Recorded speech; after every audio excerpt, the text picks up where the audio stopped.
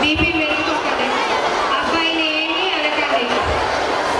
Sir అయిపోయింది, పదండి ఇంటికి వెళ్దాం. డిగ్రీ కాగితం లేకపోతే ఆ కోరుకున్న జాబ్స్ రావు అనుకున్నాను. మా వాడు టైం పెట్టి బిగించిన కంప్యూటర్లో చూస్తే అదే చదువు అనుకున్నాను. కానీ ప్రాక్టికల్ నాలెడ్జ్ లేకపోతే ఈ డిగ్రీలన్నీ ఉత్తి కాగితాలే అని తెలుసుకున్నాను. నేను రాంగ్ కరెక్ట్ సుందరం. శేఖర్, నువ్వే కావాలా? చాలా మంది ఇలాగే ఆలోచిస్తున్నారు. ఎన్ని ఎక్కువ మార్కులు వచ్చాయి, ఎన్ని ఎక్కువ డిగ్రీలు వచ్చాయి, ఇదే ఆలోచిస్తున్నారు. కానీ చెప్పింది చాలా కరెక్ట్. బతకాలంటే పని రావాలి, పని వస్తేనే బతకగలం. ఇదే నిజం, ఇదే వాస్తవం. చూడండి, మీ నాన్న అక్షరాన్ని పలకడం కాదు.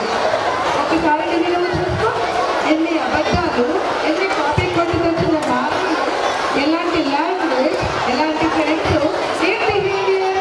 ఈరోజు ఇది పరిస్థితి కారణం అవన్నీ కాదా? పైకి అమ్మ నాన్న అని ప్రేమగా మాట్లాడుతూ లోపల వేరే ఆలోచన చేసే మనస్తత్వం అసలు మంచిది కాదు. ఇప్పటికైనా మర్చిపోయిన లేదు.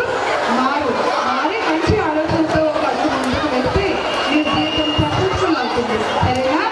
ఓకే అంకుల్, సారీ నాన్న, ఇంకెప్పుడైనా చేయను. ఇప్పటి నుంచైనా బాగా చదువుకో. చూశారు కదా, కొత్త కారు ఎంత పెద్దది కొన్నా దానిలో పెట్రోల్ లేకపోతే అది ఎలా ముందుకు వెళ్ళదో, మీకు ఎన్ని మార్కులు వచ్చినా, ఎంత గొప్ప డిగ్రీలు వచ్చినా, మీ బుర్రలో జ్ఞానం అనే పెట్రోల్ లేకపోతే మీ బతుకు బండి ముందుకు వెళ్ళదు. ఇది అందరూ గుర్తుపెట్టుకోవాల్సిన విషయం. మీరు మాట్లాడే లాంగ్వేజ్, మిమ్మల్ని ఇన్ఫ్లుయెన్స్ చేసే మీ ఫ్రెండ్స్, మీ బిహేవియర్, మీ క్యారెక్టర్, ఇవన్నీ కూడా మీ ఫ్యూచర్ని డిసైడ్ చేస్తాయి. సో కష్టపడి బాగా చదివి మార్కులు తెచ్చుకోండి. కాపీ కొట్టి ఇవాళ గడిచిపోతుంది.